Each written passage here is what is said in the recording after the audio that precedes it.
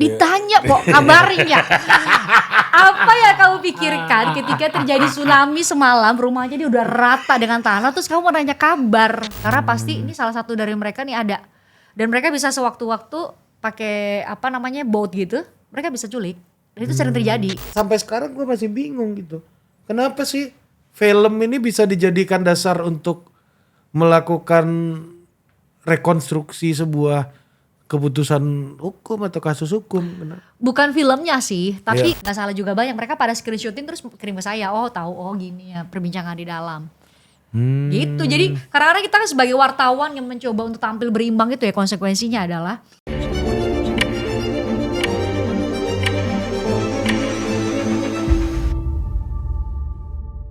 Oke, kembali lagi di The Authority dan hari ini gue bersama orang yang sangat spesial yang selalu ditanyakan oleh emak-emak.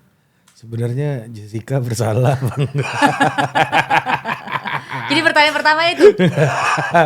Ya, FG Media. Oh ini apa sih Mbak Fris FG Media ini?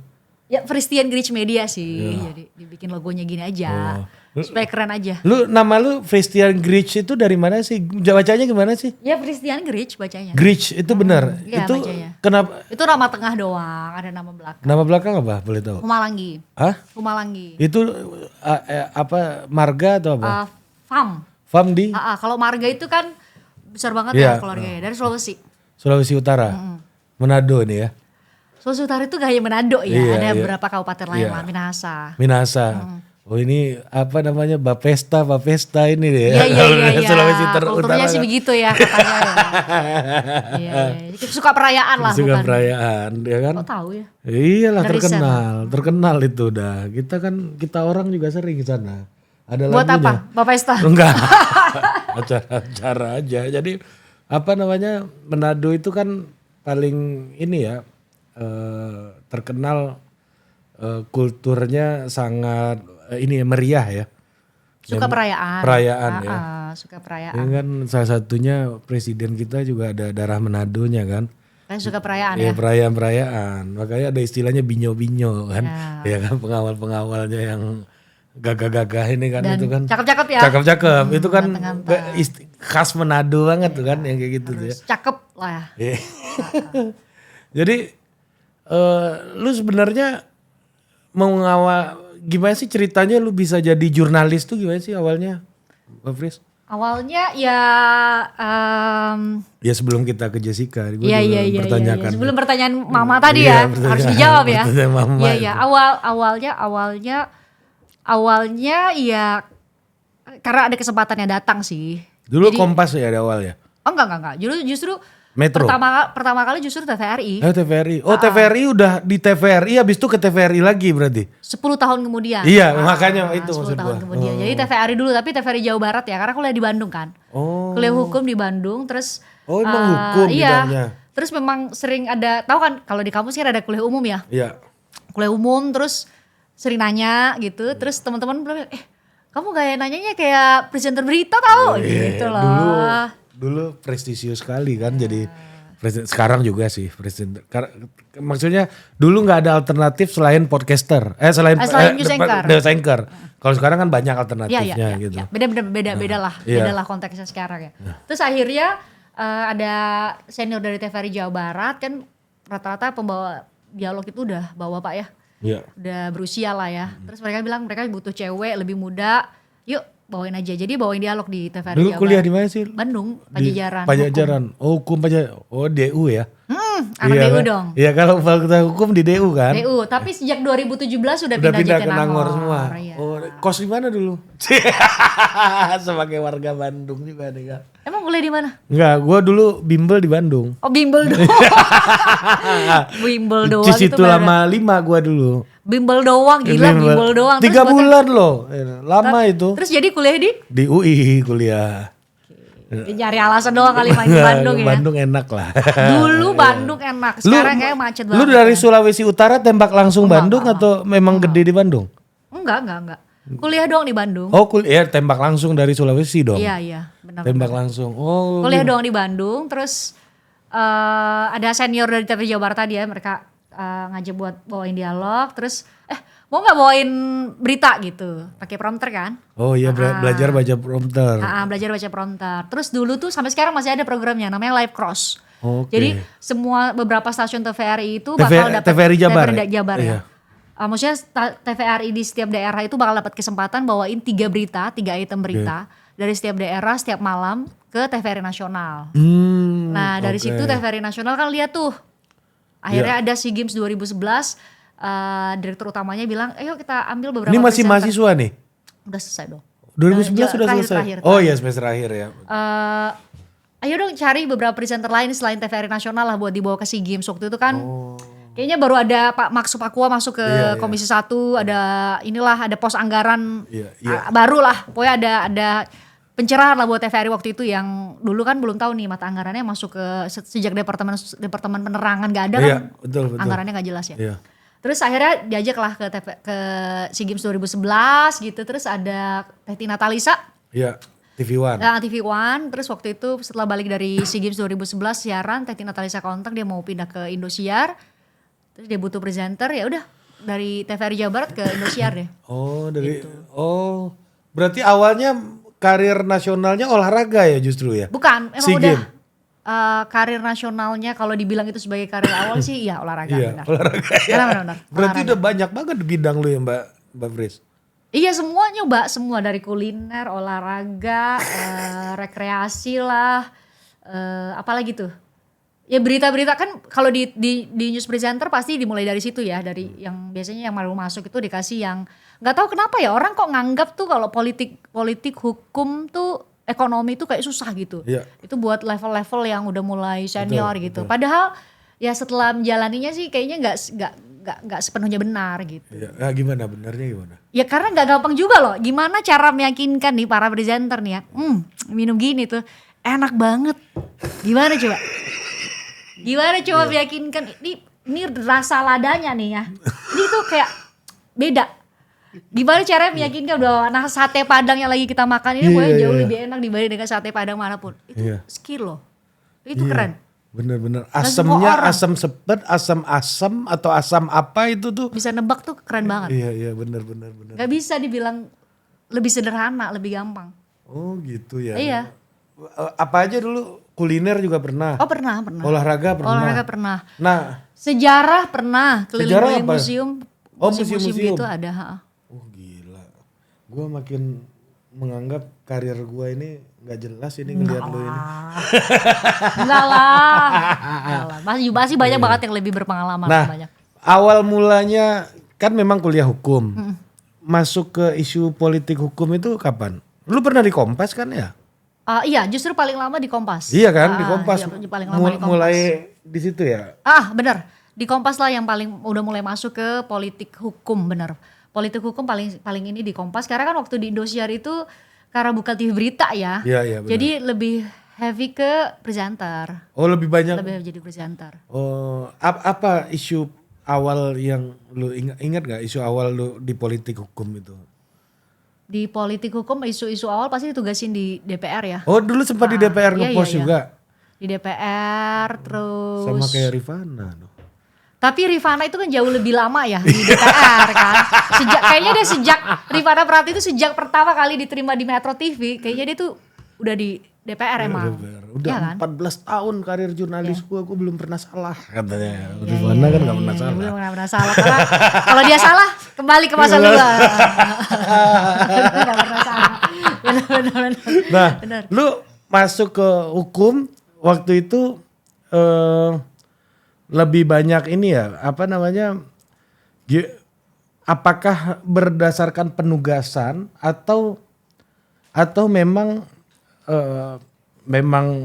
menentukan langkah sendiri waktu itu Mbak di Kompas tuh? Kayaknya nggak bisa menentukan langkah sendiri ya. Yang paling bisa kita lakuin kan kita nunjukin talent kita ya. Nah itu jadi, maksud gua. Berarti lu ada upaya menunjukkan talent juga dong. Nggak juga sih. Gimana coba? Nggak juga sih. Jadi pas awal-awal masuk juga pasti di Kompas kan saya masih diterima sebagai reporter juga ya. Iya. Sebagai reporter juga. Terus inget banget lah ya namanya Rosiana Slalahi ya pertama kali masuk. Itu legend. 27 Juli 2015 ya. Pokoknya dia panggil ke ruangan dia. Dibawa sama koordinator presenter dia bilang gini. Pokoknya gue nggak mau ya jadi presenter tuh hanya jualan tampang gitu. Tapi harus hebat di lapangan, harus tangguh di lapangan, sehebat kamu ada di layar. Itu pesan Rosiana Silalahi dan itu saya coba terjemahkan lah ya dalam setiap hari berada di mana di Kompas waktu itu. Jadi ya awal-awal pasti ditugasinnya ke kebakaran, banjir, apapun lah yang masuk kategori breaking news tuh pasti dilemparnya ke saya waktu itu di tahun Bandeng istilahnya dulu. Kalau sekarang tuh udah jarang yang meninggal karena kecelakaan itu diliput sama reporter, istilahnya reporter organik yang ada di pusat ya. Biasanya kontributor dulu karena kan mereka yang paling cepat. Oh iya, karena di lapangan terus ya mereka ya. Kalau kita jurnalis TV kebanyakan kebutuhannya untuk yang masih bisa terjangkau ya. Nah, apa bedanya sih itu? Bedanya apa? Ini kontributor dulu yang masuk, ini jurnalis TV, udah jurnalis yang dikirim, bedanya apa sih? Bedanya sih pasti pertimbangannya siapa yang paling dekat sama peristiwa. Apalagi sekarang TV berita trennya kan apa-apa live. Gak harus live di TV sih, live di live streaming juga bisa. Siapa aja, apalagi sekarang udah bergeser banget jauh ya karena mungkin ada YouTube juga kan. Jadi orang yang gak terlalu kamera face atau fotogenik banget gitu juga bisa kan jadi kontributor sekarang bisa live sendiri, mereka pasang handphone sendiri, pakai Zoom sendiri, mereka live report. Siapa aja yang paling deket kalau di Kompas TV ya?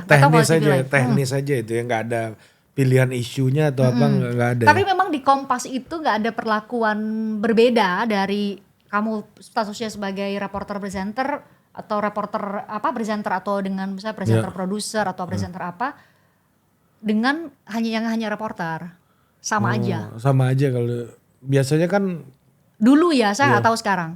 Dulu ya. Jadi mau penugasan kamu mau presenter kamu tetap aja ke banjir, kamu tetap panas-panasan itu tetap dilakukan. Itu bagus. Apakah bagus bagi jurnalis itu harus untuk melewati karirnya sebagai reporter generik dulu? Atau dari awal misalnya kalau memang talent dan bakatnya itu di satu bidang lebih baik fokus di satu bidang atau gimana sih menurut Mbak Fris? Apa dulu nih tujuannya? Ya apapun bidangnya, apakah dia misalnya reporter di Kompas, dia talentnya olahraga gitu dan suka olahraga, ya udah, lu dari awal masuk ya fokus aja di olahraga, lu perbanyak network lu di situ, lu kenal banyak orang di bidang itu kan akan memberikan dampak yang jauh lebih besar juga buat medianya gitu. Ataukah jurnalis tuh harus general dulu di awal, dia harus cobain untuk peliputan kebakaran, harus ini, harus itu. Sebaiknya gimana sih menurut? Bagusan general di awal ya, general di awal karena masing-masing nanti ketahuan sendiri kan. Nanti dia nggak jago di sosial masyarakat, isu sosmas misalnya ya, dia jagonya di isu hukum, dia jagonya di politik. Namanya kan sering berjalannya waktu ya. Bakal kelihatan terus termasuk daya tembus narsum kita, narsum akan lebih suka ke kita nih, kita lebih gampang masuk nih di bidang mana nanti kantor yang akan lihat. Manajemen akan lihat, dia akan lihat dia cocoknya di politik hukum, dia cocoknya di sosial masyarakat, dia cocoknya di yang internasional. Apa sih judgementnya itu apa dasarnya? Biasanya dia lihat dari hasil liputan, daya tembus narsum. Kalau di Kompas seingat saya dulu tuh daya tembus narsum yang paling penting. Poinnya. Oh itu jadi networknya memang di situ gitu. Sama talent dia, gaya dia menyampaikan berita. Karena kan kalau live report itu kan nggak pakai teleprompter ya. Kalau di luar negeri kan yang bisa live report itu yang justru semakin dia senior malah dia yang diizinkan buat live report. Karena kan gak ada skrip, gak ada produser lagi. Potensi salahnya besar. Jadi news judgment-nya udah harus sangat matang gitu. Kalau di Indonesia kebalik ya. Justru kalau dia masih muda, anak-anak baru dilempar ke kebakaran kayak. Makanya sering terjadi tuh ada yang bisa bilang ya bisa Anda lihat di belakang saya gitu ya. Bahkan ada yang pernah terjadi gini. Jadi ada bencana lah kalau masih inget tuh di Banten ya, ada tsunami, terus ada reporter di Tanjung Lesung ya dulu. Tanjung Lesung, Tanjung Lesung, terus ada live report pagi banget nih, ini semalam ya kejadiannya live report pagi, terus ada warga ibu-ibu tuh dia lagi nangis ngais rumahnya, terus dia live, dia tanya ke ibu itu. Ibu, dia terima dulu dari presenter ya. Saya akan berbincang dengan salah satu warga yang menjadi korban ya tsunami di Tanjung Lesung ini. Ya Bu, selamat pagi, apa kabar? Ditanya kok kabarnya. Apa yang kamu pikirkan ketika terjadi tsunami semalam, rumahnya dia udah rata dengan tanah, terus kamu mau nanya kabar. Itu loh. Enggak, gue bukan menertawakan tsunami-nya ya. Iya. Tapi orang nanya kabar ya. Nanya apa kabar coba. Nanya apa kabar. Jadi ya gitu-gitulah. Sama juga waktu itu pernah Akhirnya rame. Ingat, tahu gak lu waktu bulan puasa kemarin ada yang rame, Pak beli jajanan Pak. Iya, belinya apa? Sate babi. Bulan puasa beli buat makanan buka. Sate babi apa gitu. Bakmi babi. Iya. Oh berarti itu bisa jadi belum di briefing. Belum di briefing kan, belum. Atau ya maksudnya itu kan planning yang nggak boleh hilang juga kalau lagi live kan. Iya. Itu kan lagi live tuh kayaknya tuh kan, live report kan. Makanya kan disitulah butuh namanya kematangan dari seorang jurnalis kalau diizinin live. Bahkan dulu tuh lebih rigid lagi. Kalau nggak tahu sekarang kayaknya sih semakin longgar ya. Orang juga baru masuk karena kebutuhan kita harus ngisi durasi. Lo masih muda atau masih baru juga udah bisa live report. Kalau dulu kan nggak, nunggu berapa lama baru bisa live report. Dianggap bagus baru boleh live report. Kalau nggak ya masih namanya live on tape namanya. Live on tape, jadi bikin dulu, direkam kayak gini, dibawa ke kantor, dilihat sama produser, oke, boleh naik gitu. Kalau sekarang kayaknya boleh deh, lebih cepat. Lebih cepat ya sekarang ya.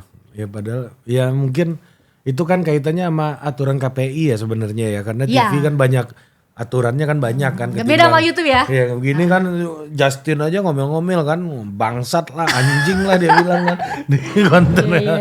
Kalau sama netizen nggak apa-apa katanya. Nah. Selanjutnya yang banyak orang yang nggak tahu ya, gue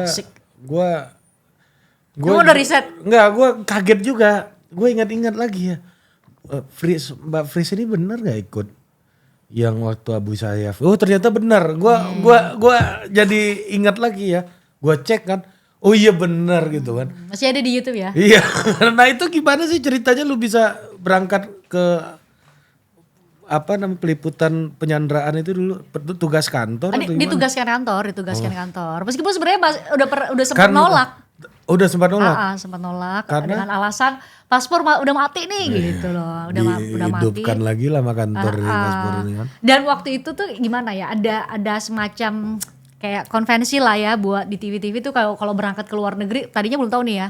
Ini penyanderaan itu akan lebih banyak drama dan lain-lain. Tadinya pokoknya kalau keluar negeri itu yang senior-senior dulu lah gitu. Tadinya jadi makanya baru setahun di Kompas ya waktu itu. Iya. Itu biasanya acara kementerian yang senior-senior. Kunjungan ke Davos atau mana itu kan. Gitulah, tadinya ngiranya gitu. Kan? Tadinya ngiranya gitu. Ternyata pembahasan Sandra. Bukan pembebasan Sandra ya, penyanderaan malah. Penyanderaan. Terus udah dikasih lah, ini aman kok, kita kasih ini nomor kontak, ada lah yang bilang begitu ya, kita kasih nomor kontak aman dan lain-lain. Pas nyampe sana ternyata nomor kontaknya dikasih itu ibaratnya penyanderanya di Papua, nomor kontaknya ada di Bali. Waduh. Jadi kita mau nelpon dia juga kita udah keburu diculik dulu baru dia datang kali.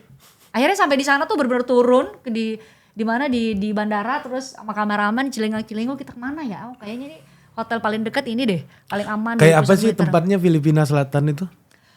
Filipina Selatan itu mirip banget kita kayak kalau Papua itu kan dibilang belum begitu maju tapi ada sumber daya alamnya kan. Nah, kita bisa lihat hijau gitu ya, hijau, ada banyak lahan, ada banyak ya mungkin ibaratnya orang naruh singkong aja di tanah bisa tumbuh gitu ya. Tapi kalau Filipina Selatan itu kan belum pernah kan nyium bau kemiskinan ya? Sering. Oh sering ya. Gimana sih bau kemiskinan versi? Ya berkekurangan lah gitu. Ya kayak orang yang apa ya hidupnya mungkin sehari penghasilannya 20.000, 10.000 per hari gitu misalnya. Ini literally bau. Hah? Iya ini literally bau. Bau menyengat. Itu tuh orang saking orangnya, miskinnya tapi lingkungannya tuh saking lingkungannya miskin itu ada baunya.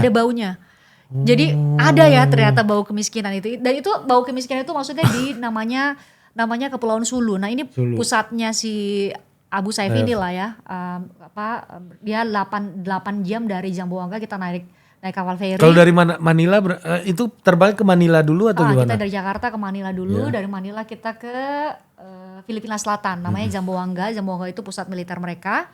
Dari Zamboanga kita naik kapal feri dulu 8 jam. Ke tempat Sulu. provinsi, Kepulauan Sulu namanya, provinsi tempat penculikan itu. Ya benar, itu baru ibu kota provinsinya 8 jam itu udah dari tempat penculikan itu. Oh baru di ibu kotanya. Baru ibu tempat kotanya. penculikannya mirip Papua, dibawa-bawa ke gunung-gunung mereka. 8 jam lagi tuh dari situ. 8 jam pakai feri. Iya. Total kalau di situ kita harus keliling-keliling, kita kan nggak tahu mereka posisinya di mana, mereka pindah-pindah. Iya. Gitu.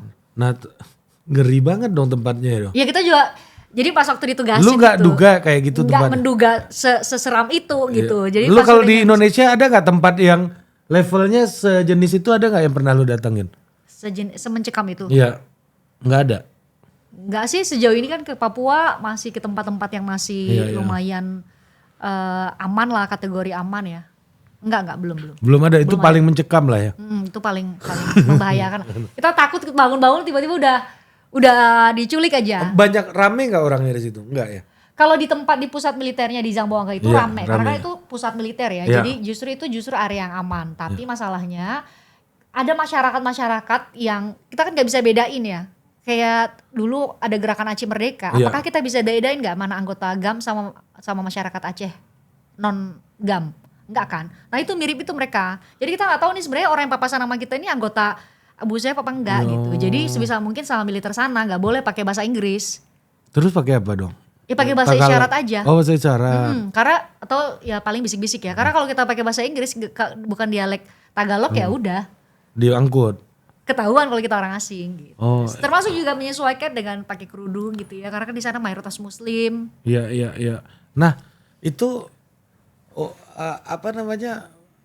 itu sampai ke tempatnya mereka loh waktu itu. Jaraknya kita nyampe itu jaraknya sampai sekitar 15 kilo lah dari mereka. Setelah itu langsung diminta balik lagi sama militer mereka karena kalau enggak kita katanya udah bocor mukanya. Jadi menurut analisis mereka harus dibawa hari itu juga, malam itu juga ke Zamboanga lagi, 8 jam lagi diseberangin pakai feri. Jadi tadinya nggak ada lagi kapal yang mau berangkat hari itu, tapi karena muka kita udah bocor.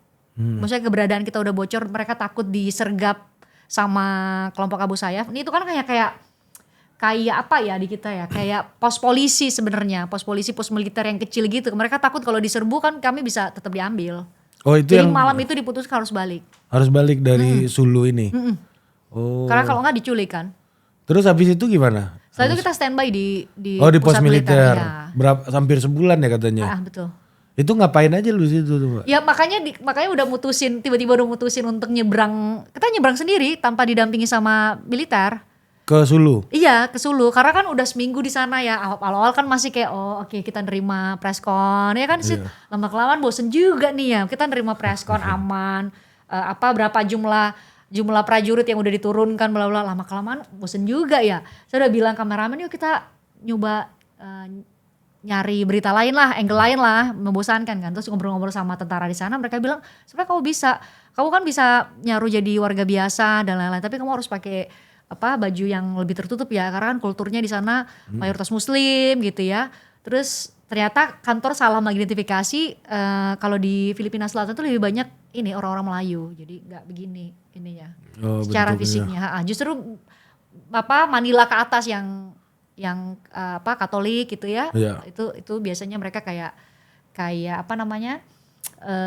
matanya sipit gitu-gitulah, kulitnya putih gitu. Nah, terus apa konsekuensinya di situ? Gampang dikenali. Apalagi dengan potongan rambut kayak gini ya. Makanya militer mereka wah kamu jarak 100 meter juga bisa diculik nih gitu kan. Akhirnya menyesuaikan lah. Nah, lu waktu di Sulu tuh ngapain aja? Di Sulu? Iya. Gak bisa ngapa-ngapain banget karena saat kita turun itu pos polisi kayak pos tentaranya mereka ya. Saat kita turun itu tuh udah diinformasikan, tadi informasinya dibilang kamu boleh nyebrang asal jangan ketahuan kalau kamu warga asing, kamu kayak seolah-olah mau balik lagi ke Sulu gitu ya. Kita beli, kayaknya nggak ada yang ngenalin kita nih, kita beli sendiri tiketnya. Oh naik kapal komersil? Komersil biasa, kita beli terus udah duduk. Meskipun itu udah was-was ya, pokoknya udah dipesanin nggak boleh selama 8 jam di perjalanan itu pakai bahasa Inggris atau bahasa apapun. Karena pasti ini salah satu dari mereka nih ada. Dan mereka bisa sewaktu-waktu pakai boat gitu. mereka bisa culik. Dan itu sering terjadi. Apalagi kalau mereka tahu wartawan itu kan berharga ya. Oh iya ya. Dan exposure-nya paten. Dan itu justru yang mereka harapin kan. Iya, makin orang terteror makin valuasi dia naik kan gitu kan. Itu yang mereka cari. Makanya kita gak ngobrol 8 jam tapi diarahin. Diam-diaman 8 jam. Diam-diam 8 jam. Di kapal. Sama kameramen. Gak ngobrol sama sekali.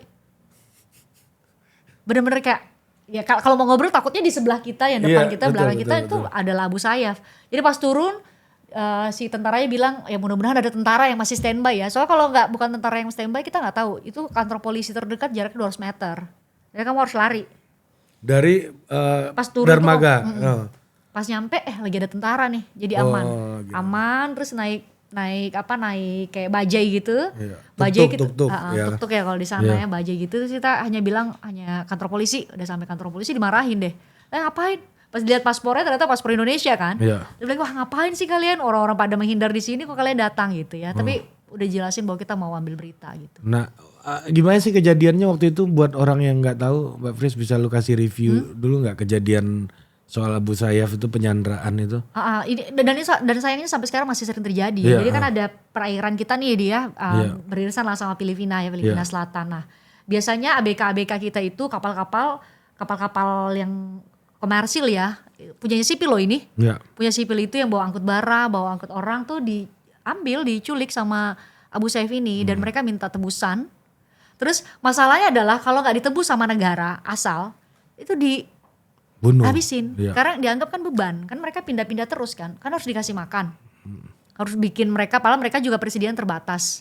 Jadi biasanya pilihannya kalau udah berapa waktu nggak pernah ditebus ya bahkan dihilangkanlah nyawanya. Akhirnya waktu itu ada 10 orang pertama ABK kita diculik, terus berikutnya ada 4 orang. Jadi total waktu saya ke Filipina itu ada 14 orang. Dan lu selama hampir sebulan itu nungguin mereka. Nungguin mereka dan untungnya dapet. Dan udah berapa ya? 3 kali mau balik ke Indonesia gak jadi, udah beli tiket, angus. Bahkan pernah udah di Manila, tiba-tiba udah mau balik lagi. Karena kita dengar informasi bahwa mereka mau dibebasin. Itu dikasih tahu sama orang dari sana?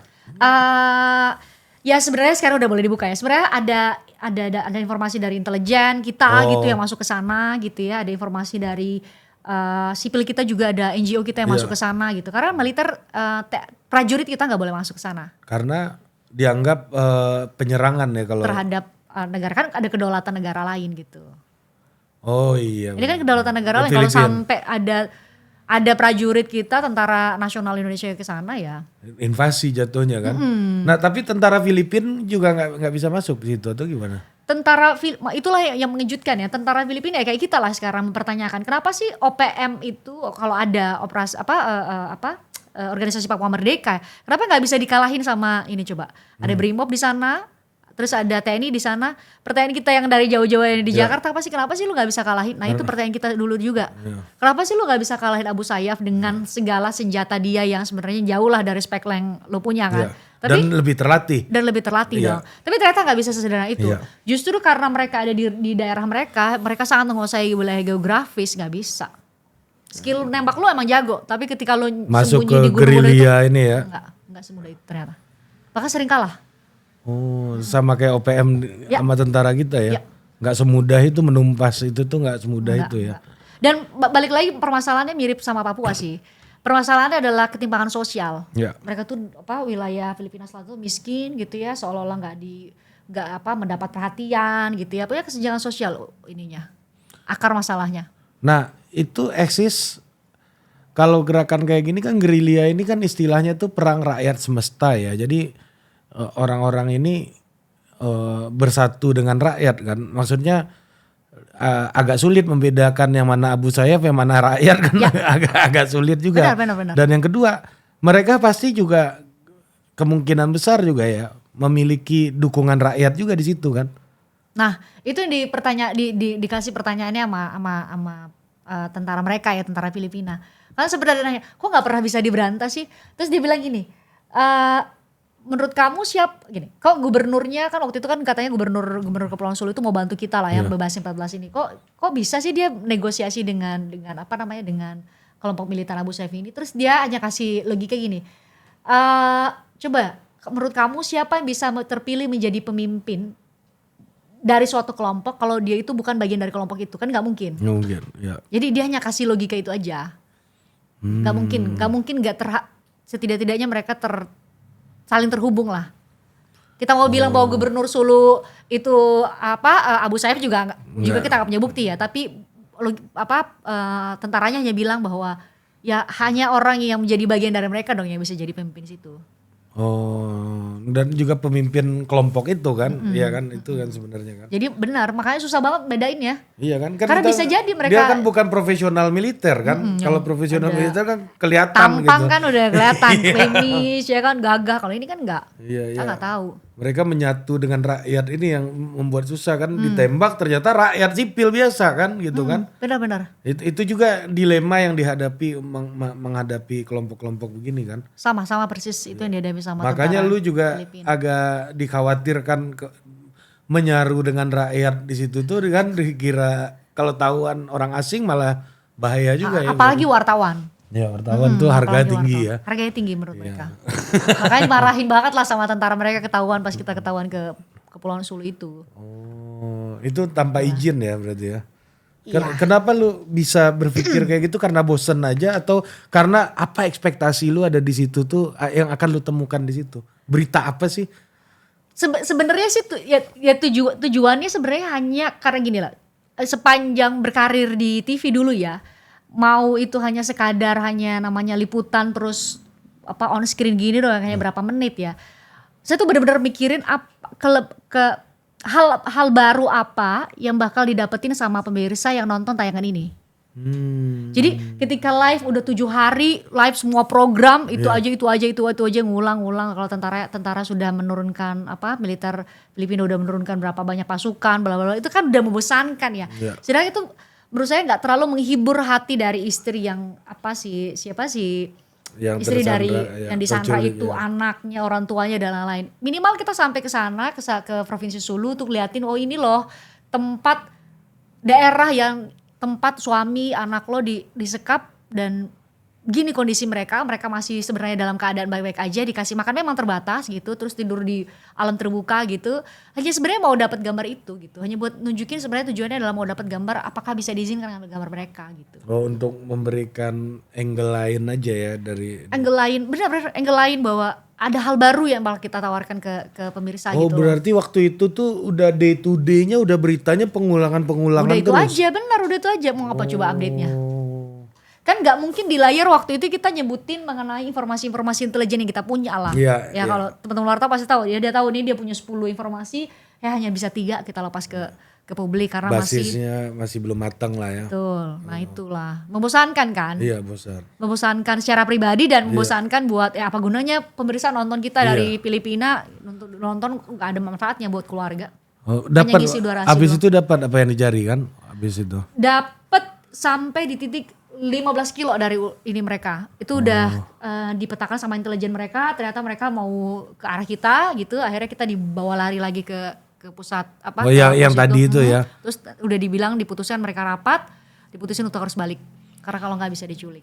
Ya bisa diserbu dan kekuatan mereka lebih besar dibanding dengan kekuatan yang ada di pos itu. Oh, yang di pos ini yang kecil lah ya. Siap, Iya. Nggak siap kalau diserbu. Nih, Mbak Fris ini ternyata kan orang banyak lupa ada yang lain selain Jessica ini. Iya, mungkin karena itu viral banget kali. Iya, gue ngerasa jangan sampai karir lu mentok di Jessica. Padahal kan banyak hal penting lainnya yang udah lu lakukan gitu. Lu ngerasa mentok gak sih itu maksud gue? Ini kayaknya tahu ya, berkah sekaligus kutukan gak menurut lu kasus Jessica ya? Bagi lu gitu. Nggak tahu ya karena nggak pernah ngukur kan itu persepsi penonton ya, penonton dia dikenalnya karena kasus ini gitu. Sedangkan sebenarnya kalau bagi saya pribadi sih masih ada kasus-kasus lain jauh lebih kalau dipakai kategori memuaskan hati ya. Misalnya kayak puas banget bisa menyelesaikan kasus ini dan mengawal kasus itu jauh lebih banyak. Kan termasuk tadi yang Filipina itu ya. Beda, gak bisa dibayangkan rasanya ketika mereka turun dari helikopter ternyata akhirnya dibebasin tuh sampai emosional banget. Kita pulang ke Indonesia. Itu gak bisa dibayangin lagi. Pulang dengan perasaan selesai. Lega bahwa mereka tuh udah lepas dari penyekapan itu gak bisa digambarkan dengan kata-kata sih waktu itu ya. Meskipun tetap harus live ya. Harus live. Sebenarnya Banyak kan? lain. Iya kan, tapi orang kan pasti kan tiap nongkrong-nongkrong ibu-ibu, mama pasti nanyanya. Dan mungkin itu paling viral. Jessica beneran gak sih? Paling viral sama penontonnya paling wide ya, paling lebar ya. Dalam arti bahwa penonton isu itu kan misalnya kayak Filipina paling bapak-bapak. Bapak penyuka politik, kebijakan luar negeri, bla bla segmennya itulah.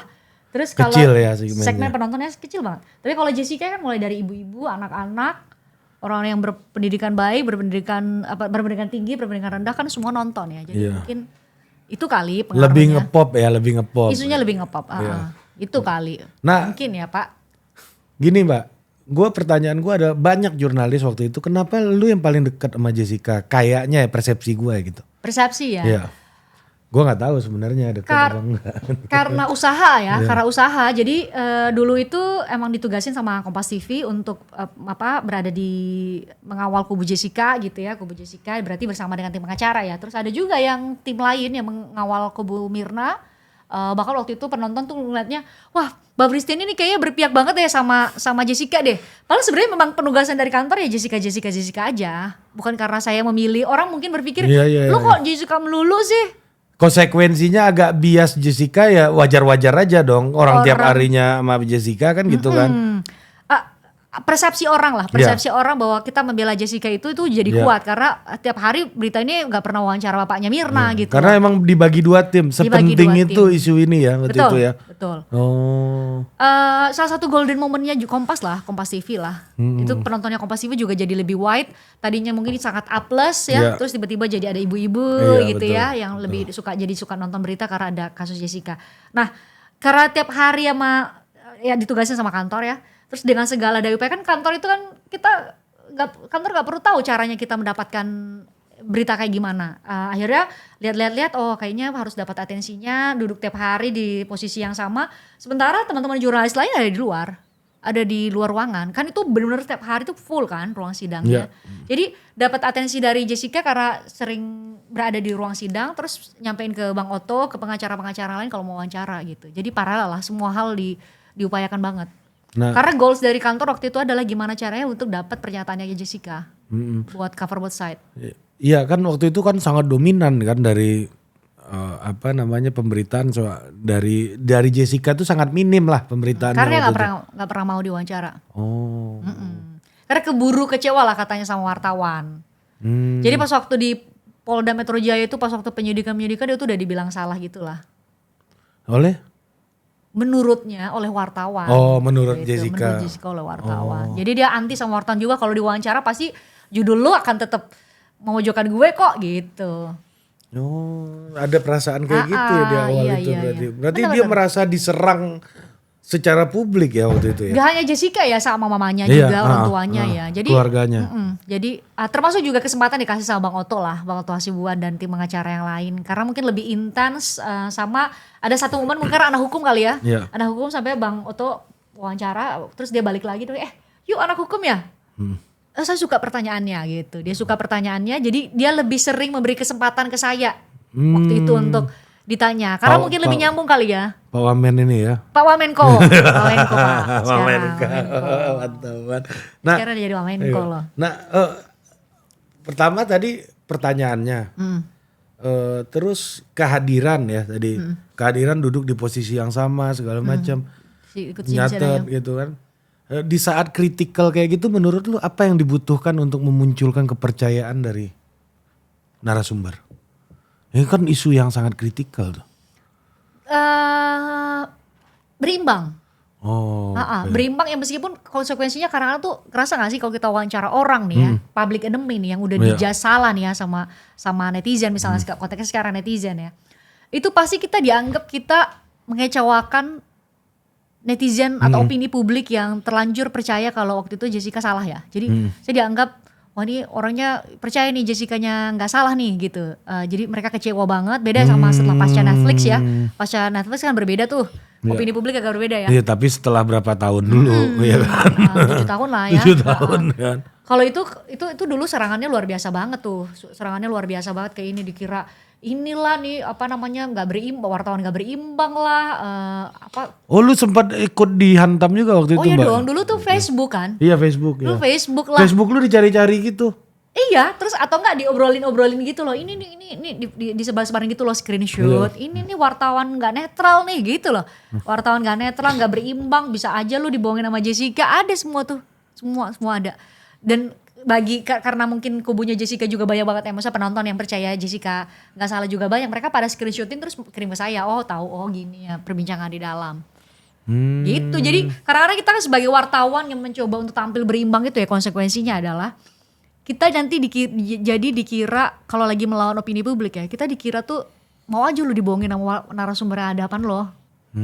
Ya kan, padahal kita juga udah tahu persepsi dominannya, kita udah tahu perspektif dominannya kan kita udah tahu kan sebenarnya. Sama kayak sekarang, kayak kasus Vina sekarang ya, Vina Cirebon ini ya. Wawancara Elsa Syarif aja tuh udah dihina-bina sama netizen. Kalau sebenarnya itu kan harus berimbang dong, harus kasih ruang yang sama dong. Nah, gimana sih caranya lu itu nggak berisiko ya untuk media lu sendiri gitu atau untuk media terutama gitu ya, mengambil posisi yang di tengah itu karena dianggap sebagai juru bicara dari kejahatan itu. Itu konsekuensi yang nggak bisa dihindarin ya. Itu konsekuensi yang nggak bisa dihindarin. Lu nggak takut untuk ngambil dianggap kayak dari zaman Jessica itu udah sering menghadapi, termasuk di zaman sekarang ketika kita wawancara yang kubu A dibilang kita memihak kubu A, terus wawancara sekarang kubu B dibilang memihak kubu B. Apalagi gaya wawancara saya kan nggak suka memotong ya. Jadi dikira ngasih panggung ya. Pasti pertanyaannya kenapa sih Fristian ngangguk-ngangguk aja tuh waktu si A bilang data B gitu, padahal itu salah, harusnya langsung dibantah. Padahal ya bagi saya sih mungkin setiap orang punya gaya wawancara yang beda ya. Ada yang mungkin senang dengan gaya mencecar gitu ya.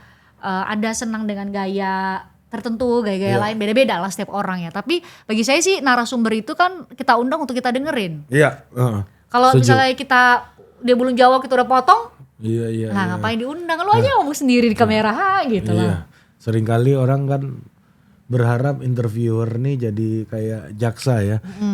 Nyecer ya kan. Pak investigator, penyidik lah. Pokoknya kalau narasumber tersudut lu menang gitu. Paling goalsnya kan begitu kan. Kita harus balikin lagi. Dulu kalau mau wawancara orang lu kan menggali dia gitu. Nah, tapi adalah segmennya penyuka gaya begitu juga, penonton. Udah menikmati kan, kayak nonton tinju mereka. Bener-bener seru. ada juga. Dan itu gak salah sih. Iya, itu inilah beda style lah kan, beda style aja. Benar-benar. Ya. Nah, kalau gue tanya, menurut lu Jessica salah apa enggak? Ini pertanyaan dari tahun 2016 ya. Ya, berarti enggak maksud gue gini. Gue itu kita serahkan ke hukum lah. Asik. Gue percaya sama hukum lah gitu kan. Toh juga dari awal gue baca keputusan hakimnya kan dasarnya keyakinan hakim kan. Circumstantial evidence. Iya kan. Bukti-bukti tidak langsung. Iya kan, bukti-bukti tidak langsung kan.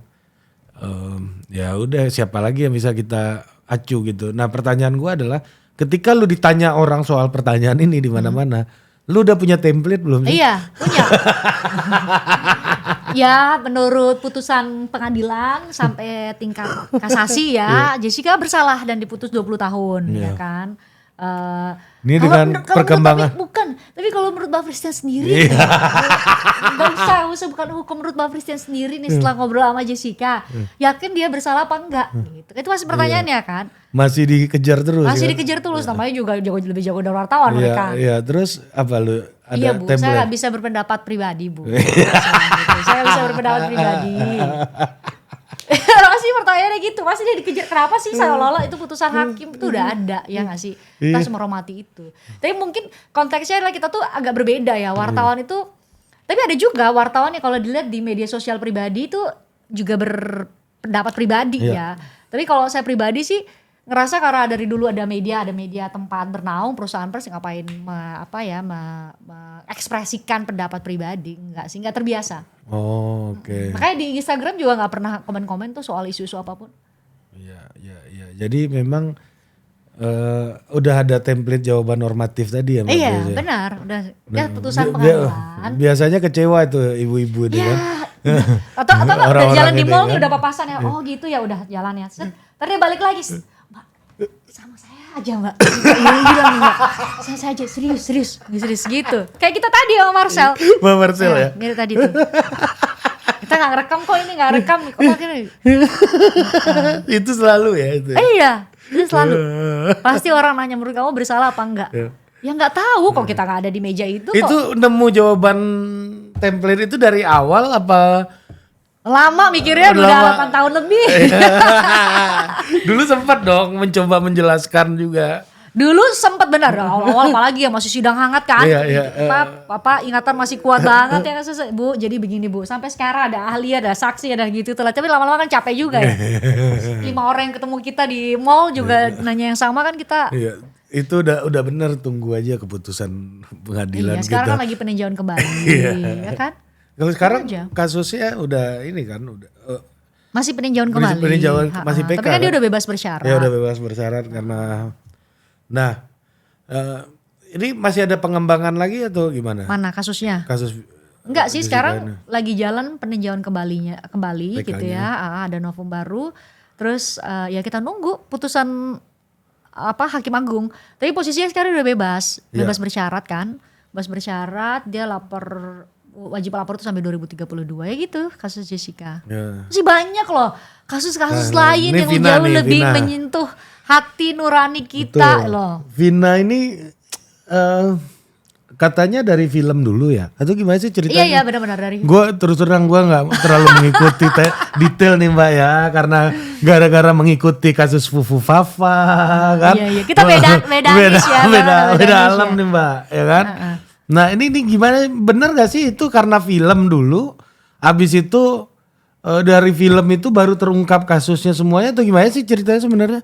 Iya benar, jadi diangkat dulu jadi film tapi film versi horornya ya. Iya. Jadi yang diambil itu angle-nya itu adalah horor. Tapi lama-kelamaan netizen jadi pengen tahu kan, ini kok jadi ada penentuan tersangkanya kok gini, kok ditangkapnya sama ayahnya korban, terus jadi ada proses dugaan penganiayaan mereka dipaksa, terus diduga tuh BAP-nya udah ditulis di papan, mereka udah dibawa terus ditulisin, diminta untuk bacain apa yang ditulisin sama polisi gitu. Nah masalahnya sekarang tuh mereka udah dihukum 8 tahun dan mereka masih di dalam. Yang pelakunya ini? Sanksi hukumannya nggak hanya 20 tahun loh, seumur hidup. Yang kemarin tuh yang bebas Peggy itu ya, siapa namanya? Bebas itu karena dia belum ditahan, dia belum disidang. Peggy ini ditetapkan jadi tersangka, udah lama banget gak diproses, terus dia pra-peradilan gitu. Jadi dia belum divonis. Nah masalahnya ada 8 orang nih. 8 orang yang udah di penjara 8 tahun dan dia divonis seumur hidup loh. Yang diduga itu BAP-nya tuh ditulisin di papan, mereka katanya sih nggak melakukan ya. Mereka nggak tahu, mereka nggak pernah melakukan seperti apa yang diduga. Memang di kronologinya juga kalau kita baca agak janggal kronologinya ya. Tapi bisa jadi ketika itu kita kan nggak mungkin bisa kita tetap menghormati putusan pengadilan saat ini ya. Bagi polisi-polisi mulai dari tingkat Polsek, Polres sampai Polda, kan Polda yang megang, Polda Jabar itu masuk akal ketika itu kan sekarang lagi diuji. Gitu. Lagi diuji lagi ya. Tapi masalahnya ini ada kepastian hukum, banyak orang nih lu udah di penjara 8 tahun loh, 8 tahun lebih. Iya. Dan itu mereka gimana tuh? Itu juga gue pernah sekali nih bikin acara talk show soal ini nih temanya. Siapa? Vina ini? Iya Vina. Oh di TV gitu. waktu di CNN. Karena lagi saking viralnya ya? Iya lagi saking viralnya. Kan kita biasanya politik kan. Dicobalah kita untuk menguji diri kita masuk ke tema-tema yang tidak terlalu kita dalami gitu kan. Nah pertanyaan gue itu sampai sekarang gue masih bingung gitu. Kenapa sih film ini bisa dijadikan dasar untuk melakukan rekonstruksi sebuah keputusan hukum atau kasus hukum? Bukan filmnya sih, tapi dari film itu akhirnya dibuka-bukalah sama netizen nih. Terutama kan masih ada pengacara-pengacara dia yang lama nih, pengacara mereka yang lama tuh akhirnya bisa diwawancara, bisa cerita versi mereka. Terus makinlah terkuak-terkuaknya, wah ada yang janggal ya. BAP-nya mereka tuh ditangkap bukan sama polisi dari Serse tapi sama ayah korban. Terus Setelah itu baru diserahin. Oh, film ini jadi momentum orang-orang ini untuk bicara. Bukan versi filmnya horor kok itu angle-nya. Iya, itu maksud gua. Ini belum ada yang menjelaskan sama gua nih. Jadi filmnya tuh horor. Jadi filmnya horor, tapi karena film itu akhirnya netizen biasa lah ya. Netizen kan paling jago nih soal mengulik-ngulik ini. Akhirnya ketahuan kok janggal banget nih.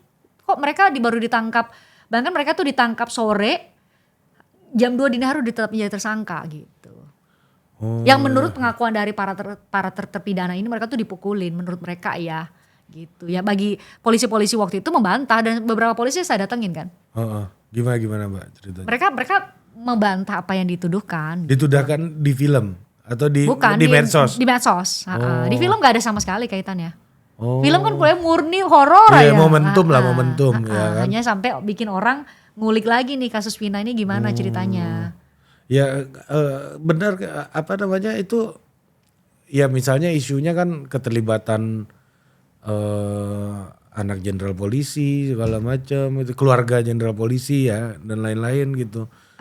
Itu karena dulu polisi-polisi yang nyidik itu sekarang udah jadi bintang dan biasanya juga beberapa ada anak-anak jenderal gitu ya.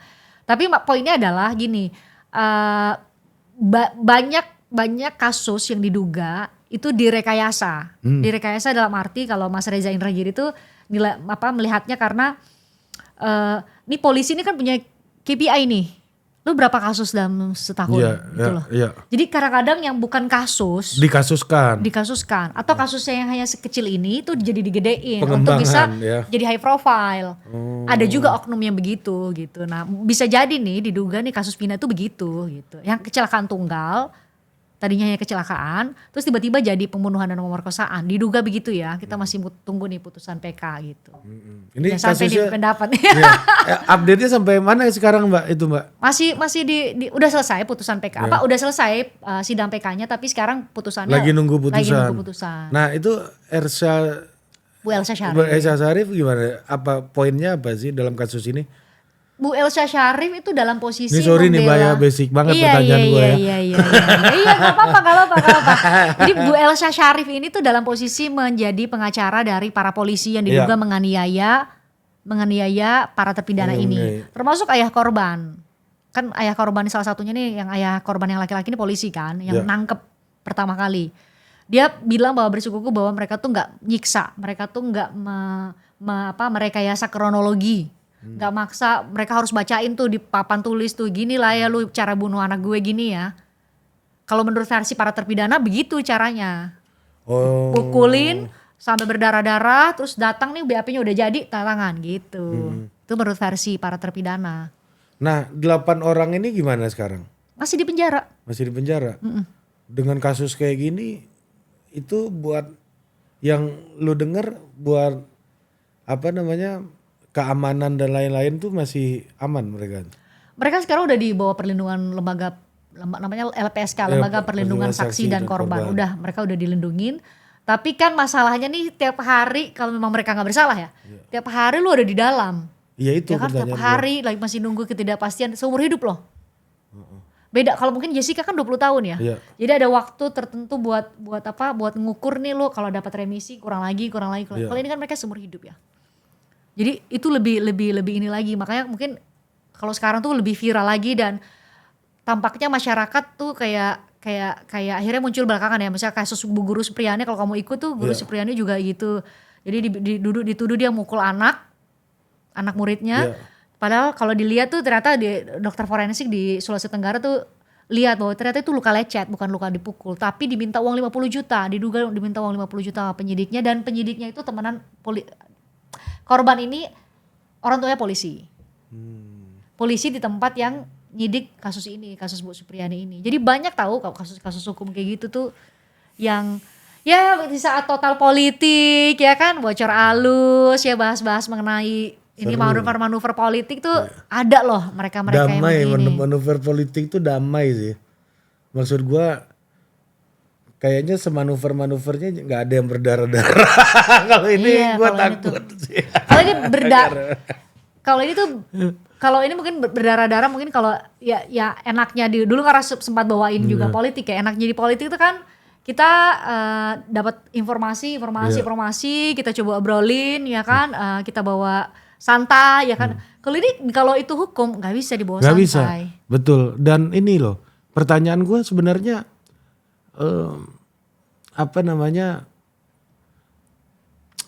gue tuh ingat ada kemarin itu di Komisi 3, gue jadi moderator di acara Komisi 3 dan di situ ada Pak Bambang Pacul kan ketua Komisi 3 sebelumnya gitu. Itu pidato cerita soal tagline Komisi 3, bring back justice katanya. Jadi bagus, dia bilang kayak gini, di manakah saya ini bukan ahli hukum, saya insinyur. Maka saya akan bisa jadi ketua Komisi 3 iya, ya? makanya petugas partai kan. Pak Pacul petugas partai. Makanya saya memahami hukum itu dengan cara insinyur melihat permasalahan. Dan itu keren loh. Dia bilang kayak gitu. Itu keren. Nah, dia bilang kayak gini, ini justice. Mana aja yang menjadi sumber justice gitu. Anatomy of justice gitu. Dia pakai istilah anatomy of justice. Komisi 3 bagian dari anatomi. Balek bagian dari anatomi. Kalau kamu mau keadilan, kamu ke Komisi 3, kamu ke Balek, ke polisi bagian dari justice. Jadi dia jebretin lah kayak gitu, Kumham, justice gitu kan, semuanya bagian dari justice gitu. Dan pertanyaan gue sebenarnya ya, kalau lu ngelihat ini Mbak Fris, apa yang terjadi di berbagai macam praktek hukum, baik itu oknum dan lain-lain gitu ya. Apa sih yang menjadi menjadi penentu dari dalam praktek berbagai macam kasus ini justice itu dapat terpenuhi, apa sih menurut lo? Jadi penentu sekarang di Indonesia? Iya, yang mana menurut lo ini lebih just nih, lebih ada justice-nya nih. Karena ada ini, makanya ada justice gitu. Apa yang menentukan sebuah justice tuh hadir hari ini ya? Iya, di dalam berbagai macam kasus yang lo temuin. Viralitas. Viral. Oke. Viral. Kasus Jessica saat kita harus ikut ya, 2016 itu opini publik tuh benar-benar percaya Jessica salah. Ini yang lupa Pak Pacul nih. Viral ini gak disebut Viral, sama dia. Viralitas. Jadi pasca 2016 Jessica banyak banget lah mayoritas percaya Jessica salah. Tapi pasca Netflix itu mayoritas berubah. Itu orang nonton lagi sidangnya, dan mungkin Gen Z sekarang yang pengguna TikTok tuh pada review lagi sidangnya, dan akhirnya mereka bahas dan banyak lagi yang lebih percaya bahwa Jessica nggak salah. Kasus Vina kalau nggak viral mana ada tuh kita ngulik-ngulik lagi, buka lagi tuh berkas perkara. Gila. Ada sidang sampai divonis berkas perkaranya nggak pernah P21 harus lengkap. Ya, itu namanya P2. Baru naik ke pengadilan. Baru P19 udah ada vonisnya, Bo. Gimana bisa? Nah itu makanya. Gimana sih? Jadi nggak ada berkas P21-nya. Baru P19 sudah bisa divonis. Iya udah dibawa ke berarti sidang. Alat bukti gak cukup dong? Gak tahu apakah itu belum nggak dipotokopi lagi ya, terus nggak diganti lagi tuh ada P21, tapi dari informasi dari pengacara tuh nggak ada. Ini kasus apa nih? Kasus Vina. Oh Vina ini belum P21? Belum P21, nggak ada berkas P21-nya. Oh nggak ada berkas P21-nya. P21-nya. Jadi pengadilan aja megangnya P19. P19 itu belum lengkap ya. Iya. Jadi berarti ini barang masih di polisi nih kan P19 ini kan. Tapi udah bisa disidangkan waktu itu 2016 coba. Kalau ketika diminta berkas ke pengadilan punyanya P19. Itu aja udah jadi muncul pertanyaan ya. Tapi kalau nggak viral bisa nggak gini kita obrolin? Enggak. Jadi sekarang mau nggak mau tuh Bu Supriyani itu guru di Konawe Selatan loh, itu 4 jam apa 2 jam dari Kendari, ibu kotanya Sulawesi Tenggara. Bisa nggak kita bela dia? Kalau bisa nggak semua orang bela dia, ngomongin dia di media sosial, jadi tahu kita mukanya si Pak Bupati yang mana, muka keluarga. Kalau nggak viral, enggak lah, nggak mungkin. Tapi pertanyaan gua, viral ini hakim itu kan perwakilan Tuhan di muka bumi. Ya, yang kita yakini gitu. Bisa menentukan palunya ini bisa menentukan keadilan atau enggak gitu. Coba apakah wisdom itu ada nggak dalam viral? Lu bisa menjamin nggak dalam putusan viralitas itu ada wisdom gitu? Kalau di kasus terakhir, kalau ikutin kasus Ronald Tanur, anaknya Pak Edward Tanur ya, mantan anggota DPR RI, ternyata nggak juga.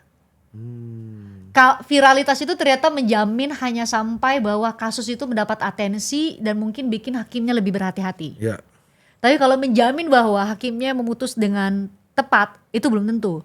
Karena belakangan kan terbukti. Kasusnya Ronald Talu itu viral juga loh. Semua orang nonton tuh rekaman potongan foto dia posisi di bannya gitu-gitu loh. Gue punya anak perempuan soalnya. Gue takut banget soal itu. Divonis bebas. Gue takut banget tuh soal itu. Divonis bebas. Divonis bebas, viral lagi tuh vonis bebasnya. Ternyata belakangan kita tahu kan, ternyata ada OTT, suap. Ya. Ada suap. Jadi tetap money talks ya. Money talks. Tapi ya artinya hakim pun juga ya itu kembali ke hakim, keputusan hakim. Apakah hakim benar-benar memutus dengan seadil-adilnya, pada akhirnya ke situ kan. Tapi viralitas itu membuat penyelenggaraan keadilan itu berjalan lebih cepat, lebih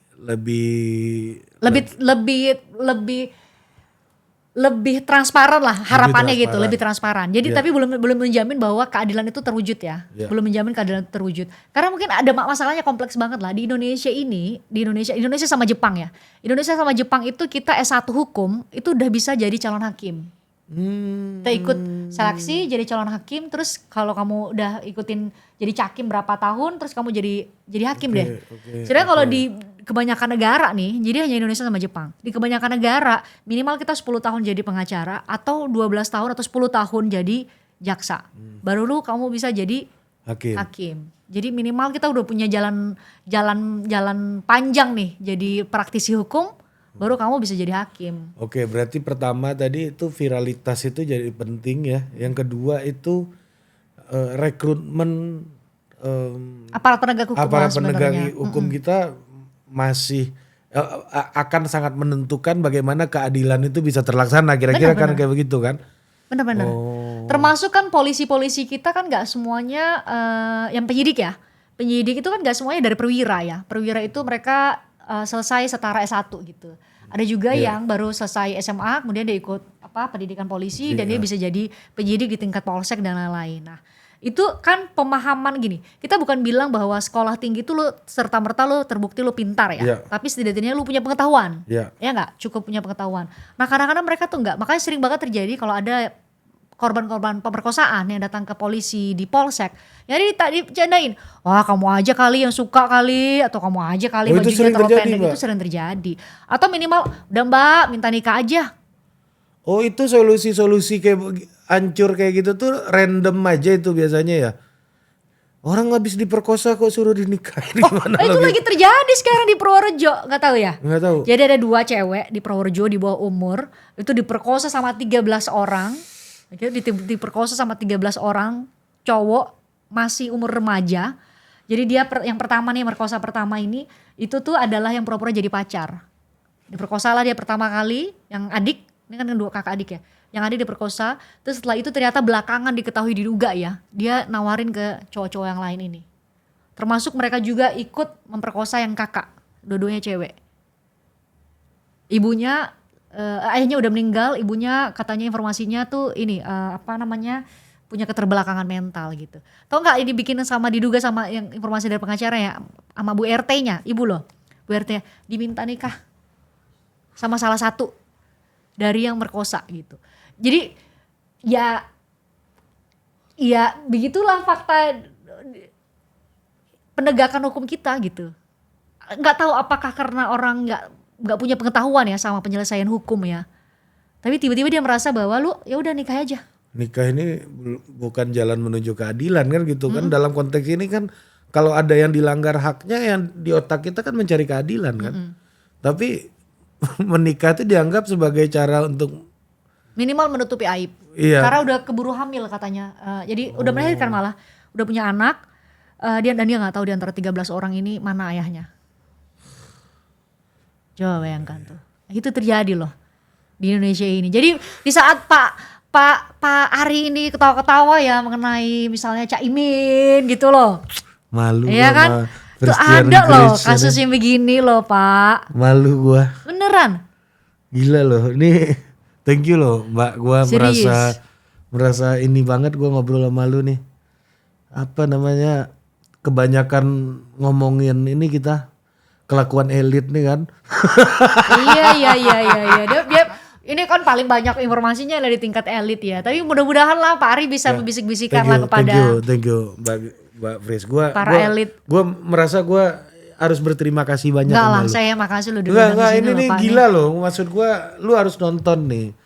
FG Media ini harus nonton loh. Serius gue.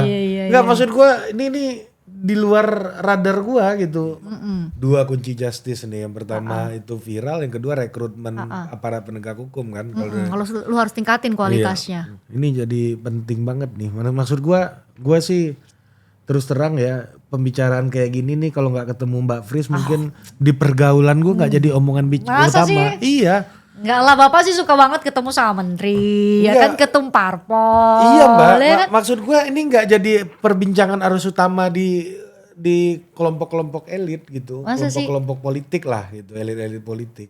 Nah maksud gue ya mungkin gue aja yang nggak ngeh karena ketemu gue jadi omongannya bukan itu ya mungkin gitu ya. Kali ya. Iya tapi mereka tahu. Gitu. Bapak sih pertanyaannya ini udah jadi nggak? Ini jadinya apa koalisinya sama siapa nih? Iya itu kan. Calonnya jadi cawagupnya siapa nih? Mbak gitu Fris sudah meninggalkan isu-isu duniawi kayak gitu. Duniawi lah. Oke terima kasih Mbak Fris. Thank you. Sampai jumpa lagi dah. Ya.